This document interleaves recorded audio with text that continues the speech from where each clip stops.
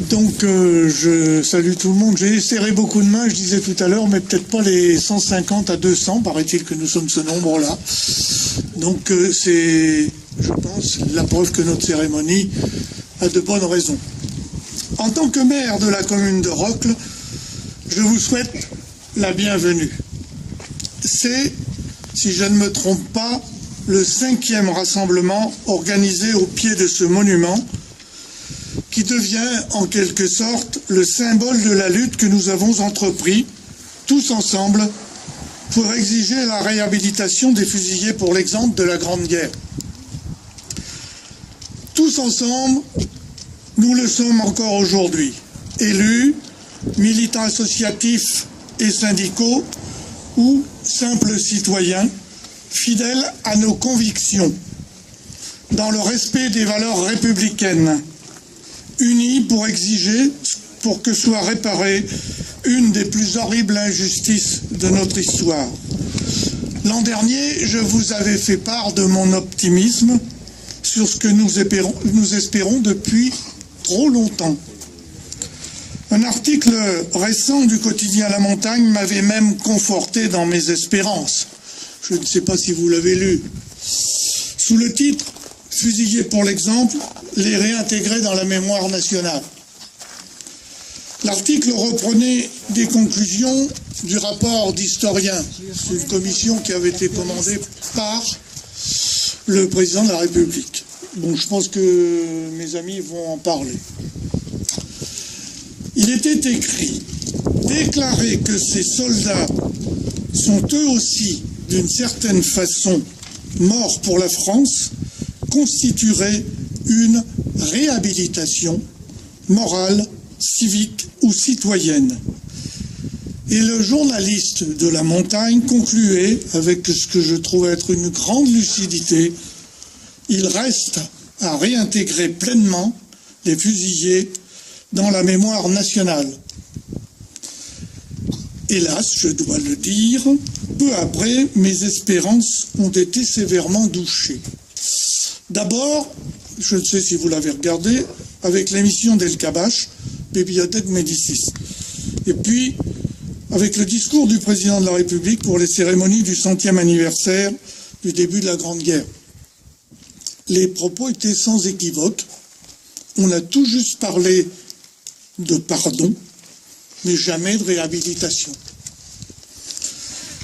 Bien, moi, je suis déçu, et je pense que vous l'êtes aussi. Mais nous ne devons pas nous résigner. Nous devons résister, ne jamais renoncer à nos idéaux. Notre présence aujourd'hui est avant tout un hommage aux fusillés pour l'exemple, et à tous leurs frères d'armes victimes de la guerre. Ils sont indissociables, et le devoir de mémoire ne peut être sélectif. Pour terminer, vous savez que je le fais toujours, je voudrais insister sur le message de paix inscrit sur ce monument. Apprenons à supprimer la guerre. C'est un message pédagogique très fort que les poilus de toutes sortes qui ont perdu leur vie dans cette effroyable guerre auraient à coup sûr plébiscité. À nous de colporter ce message pour éveiller les consciences des générations à venir. C'est notre devoir. Et je vais encore citer quelqu'un que j'aime particulièrement, un ministre de l'époque du Front populaire, Léo Lagrange, qui allait être lui-même victime, une des premières victimes de la Deuxième Guerre mondiale. Il disait « S'il plaît à certains, en défilant au pas cadencé, de nous rappeler que les hommes ont des pieds, nous nous excusons auprès d'eux de penser que les hommes ont aussi un cerveau et une raison. » Ainsi, pour conclure, si nous sommes ici unis dans notre lutte pour la réhabilitation des fusillés pour l'exemple, c'est bien pour le cerveau et la raison. Je vous remercie. Chers amis, merci d'abord d'être nombreux, d'avoir répondu nombreux à l'appel du Conseil général et de l'ensemble des organisations parties prenantes de ces rassemblements. Maintenant, Robert Bourgeois l'a dit, le 5e de ce type pour la réhabilitation des fusillés pour l'exemple à Rocles. Alors, ce que je voudrais dire, c'est que bon, l'an dernier, au 4e donc, rassemblement d'Europe pour cette réhabilitation des fusillés pour l'exemple, nous avions adopté une lettre ouverte au président de la République, François Hollande, afin qu'il efface cette honte, cette tâche pour la République et qu'il prononce enfin cette réhabilitation. Cette lettre ouverte avait été signée non seulement par les participants l'an dernier à ce 4e rassemblement, mais avait reçu au total plusieurs centaines de signatures qui ont été transmises à la présidence de la République. Par la suite, cette campagne s'est encore amplifiée. Dans l'Allier, à la suite de l'assemblée annuelle de l'association des amis de Pierre Brizon le 22 juin, à Franchesse, nous y avions pris, fin septembre, avec la municipalité de Franchesse, l'initiative de nous adresser à la totalité des municipalités de l'Allier pour qu'elles proposent chacune à leur conseil municipal d'adopter des délibérations pour la réhabilitation des fusillés pour l'exemple. Cette initiative a tout de suite donné des résultats puisque ça se joue donc depuis fin septembre dans un délai très court. Ce sont au total 14 conseils municipaux du département qui ont voté de telles délibérations et qui pourraient être suivies de très nombreux autres. La dernière de ces délibérations votées par des conseils municipaux du département, la dernière en date a été adoptée le 6 novembre, donc il y a seulement 3 jours. Elle est simple et courte. C'est celle de Bussière-les-Mines et je vous la lis. Depuis une dizaine d'années, l'association laïque des Amis de Pierre Brizon et de nombreuses organisations tentent d'obtenir la réhabilitation de tous les fusillés pour l'exemple de 1914-1918. À l'approche des cérémonies du centenaire de cette guerre, le conseil municipal soutient les actions menées afin d'obtenir la réhabilitation collective de tous les fusillés pour l'exemple de 1914-18. Et elle résume bien le contenu d'autres délibérations qui étaient parfois plus longues. Mais ce qui est intéressant, c'est que le vote, et c'était le cas dans presque toutes les, pas tout à fait, presque toutes les municipalités qui ont adopté de telles délibérations, le vote a été à l'unanimité. Donc, 15 conseillers en exercice, il y avait 12 présents, 3 pouvoirs qui ont été donnés, pour 15, contre 0, abstention 0. Selon un sondage de l'IFOP qui a été commandité qui a été publié il y a quelques jours par le journal L'Humanité, c'est 75% des Français qui se prononcent pour cette réhabilitation collective des fusillés pour l'exemple. Donc cette exigence grandit dans toute la France et pas seulement dans notre département. À l'approche notamment des cérémonies du centenaire de cette guerre qui fut la grande boucherie des peuples européens. Toutes les familles y ont perdu des leurs. Personne n'est prêt à l'oublier. Des résolutions communes de la CGT et des syndicats CGT et Force ouvrière commencent à être adoptées, notamment en Île-de-France, les unions régionales CGT et Force ouvrière, ou encore dans le Cantal, les unions départementales CGT et Force ouvrière, toujours pour réclamer la réhabilitation. Dans l'Allier, la Fédération syndicale unitaire des enseignants, la FSU, a appelé cette année, est représenté ici, et Vincent Présumé prendra la parole un peu après moi, secrétaire départemental de la FSU. Donc cette exigence grandit. Ces prises de position, par exemple, syndicales, devraient et pourraient être multipliées, de même que toutes les initiatives pour que la réhabilitation soit enfin prononcée. Et donc ces initiatives reçoivent dans tout le pays un écho grandissant.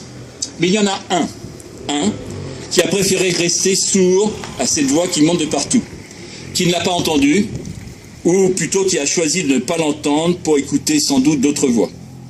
Lequel? C'est notre président de la République, François Hollande, qui dans le discours du 7 novembre 2013, lançant les cérémonies officielles du centenaire, a une petite phrase pour dire que les fusillés, pour l'exemple, pourraient avoir une place, je cite, au musée de l'armée aux Invalides. Une place au musée de l'armée, c'est-à-dire l'armée qui a fait fusiller les fusillés pour l'exemple, c'est le comble de l'infamie. Mais la réhabilitation, pas question pour François Hollande. Comme d'ailleurs tous ses prédécesseurs qui avaient eu aussi des petites phrases, mais qui n'avaient pas prononcé cette réhabilitation. On peut dire honte à lui.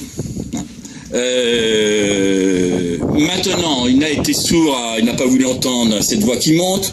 Est-ce qu'il nous fera taire? Non. Pourra-t-il empêcher la vague de continuer à monter? Et nous ferons tout pour qu'elle monte. La vague, c'était le titre du journal que Pierre Brisson avait fondé contre la guerre, alors que la guerre n'était pas terminée, en janvier 1918, avec beaucoup de courage, qui a tiré jusqu'à 150 000 exemplaires, qui circulaient clandestinement dans les tranchées. Et bien, à nous de faire monter cette vague et de continuer donc à exiger. Pour cela, je vous propose, ça va être court, une déclaration solennelle de nous-mêmes, participants au 5e rassemblement devant le monument aux morts pacifistes de Roques, donc ce samedi 9 novembre 2013 pour la réhabilitation du collectif des fusillés pour l'exemple de 14-18, une déclaration qui dirait: Monsieur François Hollande, président de la République, a prononcé le 7 novembre 2013 un discours qui refuse, à la suite de ses prédécesseurs, de rendre la justice aux victimes des pelotons d'exécution et de réhabiliter les fusillés pour l'exemple de 1914-1918. Il a seulement concédé que les fusillés pour l'exemple auraient, citation, une place au musée de l'armée aux Invalides. C'est la même armée qui les a fait fusiller. Qui plus est, François Hollande s'est parjuré. En tant que président du Conseil général de Corrèze, il s'était prononcé pour la réhabilitation collective. En tant que président de la République, il s'est désavoué lui-même.